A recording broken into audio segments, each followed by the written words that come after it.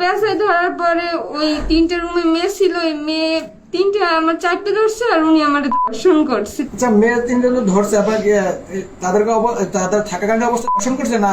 হ্যাঁ, ওই মেয়েগুলো আমাদের ধরে চাপে ধরে রাখছে। প্রতিদিনের মতোই ডায়াগনস্টিক সেন্টারে নিজের কাজ করছিলেন বর্ষা নামের এই তরুণী। 15 তারিখ বিকেলবেলা ডায়াগনস্টিক সেন্টারের মালিক বাবুল এই তরুণীকে বলেন বাহিরে এক রোগী আছে, তার স্যাম্পল কালেক্ট করতে হবে। 15 তারিখ বিকালবেলা 5টার সময় আমাদের বলতে আছে যে রোগী আছে বাইরে, এরকম তুমি আমার সাথে যাবা। আমি বলছি না, দরকার নাই, অন্যজনকে নিয়ে যান। না, বলে যে তুমিই যাবা। তো আমি ব্লাডের সিরিঞ্জ নিয়ে গেছি। এই তরুণী তখনও কল্পনা করতে পারেননি সামনে তার জন্য কি অপেক্ষা করছে।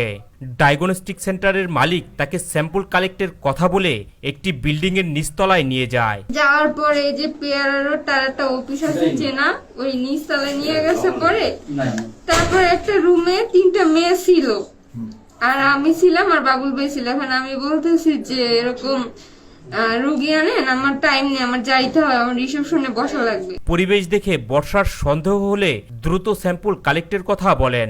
এ সময় ডায়াগনস্টিক সেন্টারের মালিক বাবুল তাকে আশ্বস্ত করেন, বলেন এত তাড়া কিসের, আমি তো তোমার সাথেই আছি। বলতে আছে এত মানে তাড়াহুড়া কেন করে, আমি তো আছি। আমি বলছি আপনি রোগী ডাক দেন, আমি ব্লাড নিয়ে আমি চলে যাব, আমার এখানে কোনো কাজ নাই। এই তরুণী যখন সবকিছুই বুঝতে পারেন তখন দ্রুত সেখান থেকে বের হওয়ার চেষ্টা করেন। এই সময় বাবুল তার ওড়না টেনে ধরেন। তো আমার সন্দেহ হয়েছে, পরে আমি যাওয়া ধরছি, তখন আর কি আমার পিছন দিয়ে এমন ভাবে ধরছে, মানে আমার ওড়নাই ছিঁড়ে গেছে, ওই ওড়না দিয়ে আবার আমার গলা পেঁচাইয়া ধরছে। এবং রুমে থাকা ওই 3 তরুণী তাকে জোর করে বিছানায় শুয়ে দেন। এই তরুণী অভিযোগ করে বলেন ডায়াগনস্টিক সেন্টারের মালিক তাকে জোরপূর্বক ধর্ষণ করেন এবং তার সাথে থাকা ওই 3 নারী তার হাত পা চেপে ধরে রাখেন। পেঁচাই ধরার পরে ওই 3টে রুমে মেয়ে ছিল, ওই মেয়ে 3টে আমার চাপে ধরছে আর উনি আমার ধর্ষণ করছে। এই ঘটনা কাউকে না বলার জন্য এই তরুণীকে ভয়ভীতি দেখান ডায়াগনস্টিক সেন্টারের মালিক। কাউকে এই ঘটনা জানালে তাকে প্রাণে মেরে ফেলা হবে। লোকলজ্জার বয়ে ঘটনাটি চেপে যান ভুক্তভোগী এই তরুণী। তারপর আমারে ভয় দেখাইছে যে আমি যদি কেউ বলি আমার টুকরো টুকরো করে গাড়িটা নদীতে ভাসাই দেবে, আর নাহলে রাস্তাঘাটে আমি তো একা চলি, আমার গায়ে এসিড মারবে। আমি আর ভয়ে কিছু বলি নাই। এখানেই শেষ নয়, এই ঘটনা চেপে গেলেও এই তরুণী তখনও আশ করতে পারেননি সামনে তার জন্য আরো বিপদ অপেক্ষা করছে। 28 তারিখের ঘটনা, ওই মহিবুল্লাহ ভাই 2 দিন আগে আমার হাতে টাচ করছে। আমি বলছি আপনি এরকম করেন, আমি কিন্তু আপনার নামে নালিশ দেবো আর আমি কিন্তু আপনাকে দেখে নেব।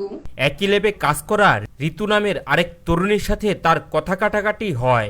ওই কথার জেদ ধইরা তারপরে 28 তারিখ সকালবেলা ওই ল্যাবের যে মহিলা কাজ করে ঋতু নাম, ওই ঋতুর সাথে আমার একটু কিছুক্ষণ আগে ঝামেলা হয়েছে, মানে ওই দিন যে ঘটছে তার আগে 10 মিনিট আগে। এক পর্যায়ে ঋতু তাকে জানান বাবুলের সহযোগী মহিবুল্লাহ তার রুমে তাকে ডেকেছেন।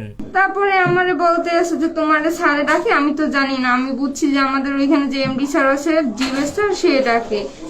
বাট রুমে যাই দেখি উনি। এই সময় মহিবুল্লাহকে দেখে সে চলে আসতে চাইলে ঋতু তাকে জাপটে ধরেন। ওনারে দেখার পরে আমি চলে আসা ধরছি, তখন আর কি মানে ওই ঋতু পিছন থেকে আমারে আটকাইয়ে ধরে। এক পর্যায়ে মহিবুল্লাহ তাকে জাপটে ধরে জড়াজড়ি করে তার হাত পা এবং মুখ বেঁধে জোরপূর্বক রুমের ভেতর ধর্ষণ করেন এবং ঋতু নামের ওই তরুণী রুমের ভেতর পাহারা দেয় বলে অভিযোগ করেন বর্ষা। এর ভিতরে আমি মানে জোর জবরদস্তি করে সারাইতে নিছি, এর ভিতরে মহিবুল্লাহ ভাই আবার আমাকে ধরছে। তো ধরার পরে আমার মুখ টুক সব বাধা ছিল, সে ভিতরে বসে আমার দর্শন করছে আর ঋতু বাইরে পাহেরা দিছে। ওই ল্যাবে কি এই ধরনের কর্মকাণ্ড আরো চলে? অবশ্যই চলে। আমার আগে যে কজন মেয়ে আসছে, ঠিক আছে, ও ওনাদের জন্য থাকতে পারে নাই। আপনি যদি এটা আজ জানেন, আপনি যদি চাকরি নিলেন কেন? আমি তো প্রথমে জানতাম না। চাকরি নেওয়ার পরে আপনি চাকরি বয়স কত? আচ্ছা, ওই যে আপনাকে দর্শক কালকে 1 মাস হবে। মেয়েকে 3জন কি সাথে ছিল? তার চাকরি হ্যাঁ মেয়ে কিন্তু ওই জায়গায় কাজ করে? তা বলতে পারি না, আজকে গেছিলাম যাই দেখছি। তাদের থাকাকালীন অবস্থা ধর্ষণ করছে না? হ্যাঁ, ওই মেয়েগুলো আমাদের ধরে চাপে ধরে রাখছে। না মেয়েরা কি তারা ধর্ষণ করার সাহায্য করছে? হ্যাঁ। আপনি কি শাস্তি দাবি করেন? ওই মেয়েটি কি এখনই ওই ল্যাবে আছে? না গেছিলাম নিয়ে গেছে শুক্রবার দিন গেছিলাম যাইয়া পাই নাই, অথচ ওই ল্যাবে চাকরি করে না, হয়তো বা তার লোক ছিল, বাবুল ভাইয়ের লোক ছিল।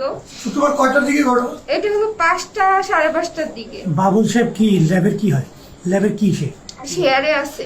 এমনই এক চাঞ্চল্যকর ঘটনা ঘটেছে বরিশালের স্টার ডায়াগনস্টিক সেন্টারে।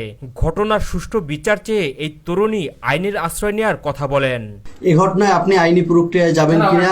অবশ্যই যাব, আর আমি তো ডিএনএ টেস্ট করাইতে রাজি, কেউ যদি নাই করে আমি যাব, অবশ্যই ডিএনএ টেস্ট করাবো। আপনি ঘটনার 15 দিন পরে এটা প্রকাশ করলেন কেন? সাথে সাথে করলে তো এটা 15 দিন পর কেন করলেন? মানে এরকম যে ভয় দেখাইছে, তারপর মহিবুল্লাহ ভাই ভয় দেখাইছে ছুরি টুরি নিয়ে, কিন্তু আমি আস্তে আস্তে মানে এই ব্যাপারগুলো নিয়ে ডিপ্রেশনের ভিতরে যাইতেছিলাম। তারপরে যে বলছি না, আর লুকাই রাখা যাবে না, এখন স্বীকার করতেই হবে। আচ্ছা, মহিবুল্লাহ কি পদে আছে ডায়াগনস্টিক? ও কোনো পদে নাই, ও হলো বাবুল ভাইয়ের মানে ক্লোজ ফ্রেন্ড। ও মাঝে মাঝে যাইতো, আমার খুব প্রস্তাব দিত, আমি আবার মানে বকা দিতাম যে আপনি এরকম কথা বলবেন না।